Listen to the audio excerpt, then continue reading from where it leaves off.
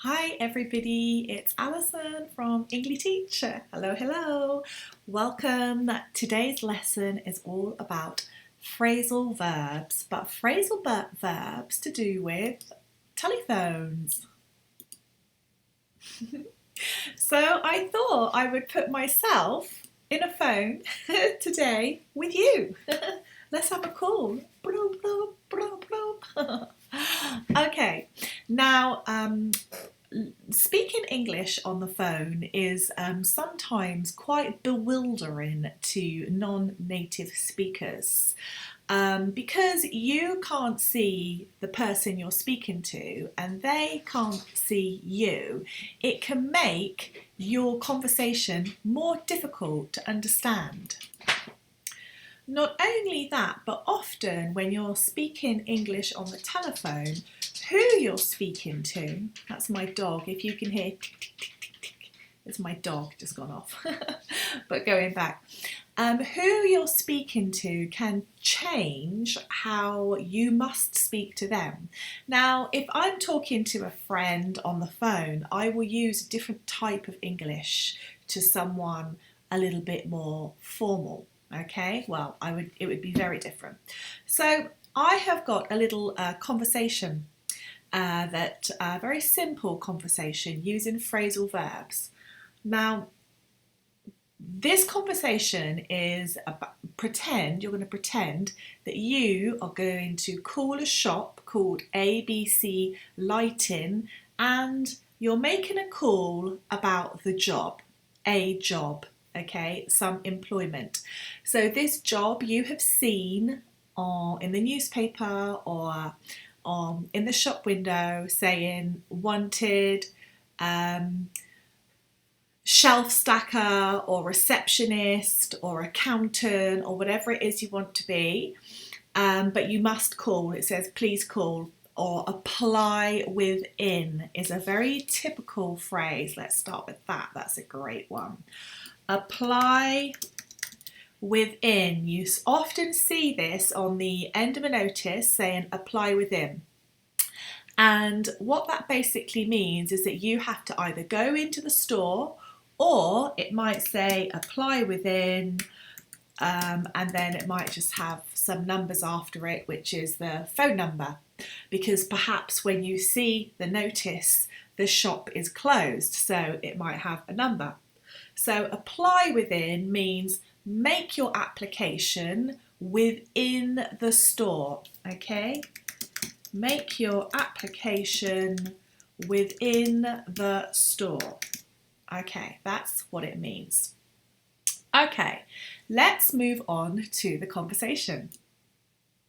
So the first thing that you're going to hear, the first thing you're going to do is you're going to dial the number, okay, as in dial the number, dial. We don't say make the number, we say dial the number. So I get my phone up. It would be good if I don't lock myself out of my iPhone, that would be helpful. So, okay, we go to the keypad. Okay, go to keypad, there we go. We go to keypad and we dial the number, okay, dial the number. And then someone will answer and they will say, hello, ABC Lighting, how can I help you? Notice the tonality in the voice. Always receptionists are quite friendly when they answer the phone. Hello, ABC Lighting, how can I help you? But often receptionists, because they're doing this every single day, often they say this part really fast. Hello, ABC Lighting, how can I help you? So ABC Lighting, you might not understand. You might not hear that because it's so quick, because the receptionist can see other calls perhaps waiting to be answered, so she's trying to be quick. So just bear in mind that when you're calling that you don't have any, that you're in a quiet environment so that you can focus and you don't have any distractions, okay? And you would reply by saying hello. You'd reply by being nice and polite. Hello, Can you tell me your opening hours, please? Your opening hours. Hello. Can you tell me, that should be a small c. Can you tell me your opening hours, please? Now, opening hours are obviously the times that the shop is open. Can you tell me your opening hours, the time that the shop is open? Okay. And sure, Monday to Friday, 6 till 8 p.m. Did you get that? Sure. Monday to Friday, so we don't say dash, we say Monday to Friday, 8 to 6 p.m. And this little dash that you can see here, when you, wow, that's a bit big. Hang on a moment, let's just change that, one moment.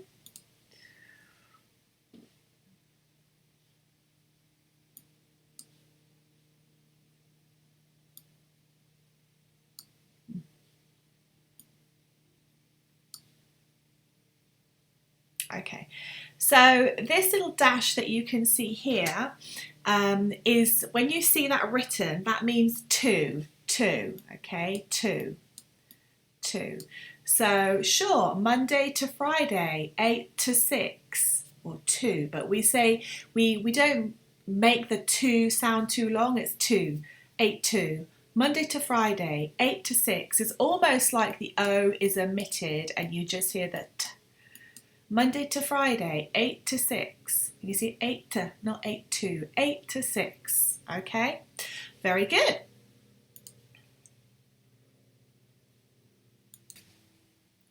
Now let's just imagine that the receptionist said this really fast. Sure, Monday to Friday, 6 till 8 p.m. or 6 till 8. And you couldn't quite get it all and you were like, what day was Monday? What day is Friday? I didn't understand. So imagine you want to tell her to say it again that you don't understand, okay? Now, the first way that you could do this is by simply saying, oh, sorry, can you say it again, please? Slower, and make sure you emphasize the slower, it's the last word. Ah, sorry, can you say it again, please? Slower. Okay, listen to my voice tonality as I say it. Ah, sorry, can you say it again, please? Slower. Okay, or we're very, very polite always in English. We are always using please, and it's a good thing. Quite often, native speakers forget this and they would just say, oh, say it again, please. Or can you say it again, please? Or can you say it again? Or say it again? And that can come across as quite rude. So make sure you always say the please. Ah, sorry. Sorry is another word that we use in English for politeness. Okay, so you're technically apologising for not understanding or not hearing her, but it's a form of politeness. It's not because you've done something wrong. So, oh, sorry, can you say it again, please? Slower. Now notice here I have said slower and I have not said slowly, okay? It's not slowly, it's slower. Oh, can you say it again, please? Slower.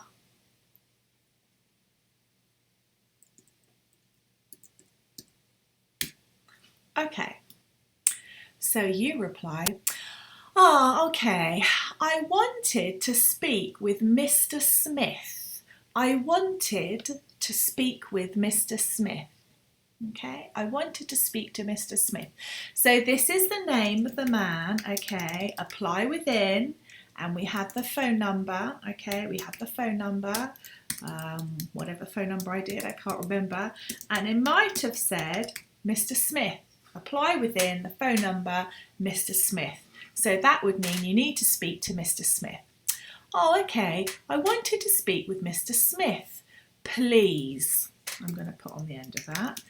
Mr. Smith, please. Okay, let's just pop that up a bit so that you can see it. There. I wanted to speak with Mr. Smith, please. And it's quite common, it's quite normal for the receptionist to repeat the last end of your word. Mr. Smith, lifting her voice up, it's a question, okay? It's a question. Mr. Smith? Mr. Smith? Yes. You reply, yes. Now, a very common phrase in typical English, especially being polite when you're calling businesses or shops, receptionists will always ask, what's it regarding, please? Now, regard means to look at, but obviously you're not looking at something. They're talking about the subject of what you want to talk to Mr. Smith about. What's it regarding, please? So what's it regarding means really, oh, sorry, typo. What's it about? What's it regarding, please, is much politer than saying what's it about. If I was talking to a friend, I would say, what's it about, okay? If I was talking to a friend, I would say, what's it about? But talking to someone formally, being very polite, I would say, what's it regarding, please? Okay? And this is where you say your big long sentence, I'm calling about the job. It's said to speak to Mr. Smith. Now, the receptionist will know probably that the job is for Mr. Smith, but if it's in a really big company, she might not know. So don't always assume that the person you're calling knows everything about the business, but don't also speak to them like they don't know anything, because that's not very polite either. So I'm calling about the job. It's said to speak to Mr. Smith. Oh, okay, give me your name and address and I'll pass it on to him. Okay? Give me your name and address and I'll pass it on to him. I'll pass it on to him. Now this is where you just leave your name and your number. Okay, you could put my name is, sorry, typo. My name is Paul and my number is 541629. And my number is 541629. Now, in British English, we say each digit by itself. 541629. British English, this is how we would say it. American English doubles up their digits. So in American English, they would say 541629. We don't do that. In English, it's simple digits. So it depends whether or where you're calling. If you were calling England and you went, oh yeah, it's 541629, they might think that's a bit odd, a bit weird, because typically in English, British English, we would say 541629. And our voice would go up, 541629, thank you. And then the other person would say, thank you, goodbye, put the phone down. Thank you, goodbye, put the phone down. There you go. So that's how you would conduct a polite conversation in English using phrasal verbs. It's just a little, very, very small example, but still it's an example nevertheless, and I hope it's been very helpful. And it would be very good for you to practice a little bit more your phrasal verbs and your general English. Now, if you want to, if you like this lesson and you'd like a little bit more, I actually have a course which costs $29 a month, and you can have unlimited access to all the lessons, lots of audios, lots of interactive things, private video lessons with me, and lots of other things. So it's very, very good value. So if you want to take this one step further, then go to Engli-teach.com which is obviously my business, and just sign up. In fact, you can get a free book actually as well. If you sign up, there is a free book, and that's going to show you the steps that you need to take to start learning English. In fact, here's my book here. So this is a simple book for you. It's completely free. If you go to my website, Engli-teach.com, and you will see the book on the first page.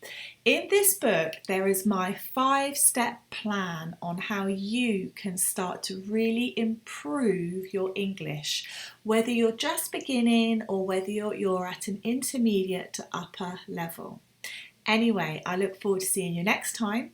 As always, if you liked this lesson, please give it a little like, leave me a comment, maybe give me another phrasal verb in the comments that you think you could use when you were speaking to somebody on the phone, like we've done today. And also don't forget to share this video with anybody you know who wants to learn English or who wants to improve their English to speak like a British native speaker, just like me, and hopefully just like you. See you soon. Goodbye.